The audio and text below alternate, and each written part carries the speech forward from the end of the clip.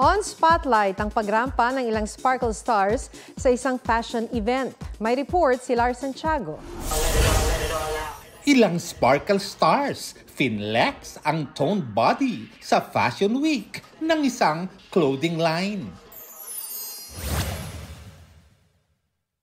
Jungkook ng BTS nagpasalamat sa ARMY na nagpaabot ng pagbati sa kanyang birthday. Daesung at G-Dragon all out ang suporta sa solo concert ni Taeyang. Instant reunion ng Big Bang members, ikinatuwa ng fans. Lars Santiago nagbabalita para sa GMA Integrated News. Huwag magpahuli sa mga balitang dapat ninyong malaman. Mag-subscribe sa GMA Integrated News sa YouTube.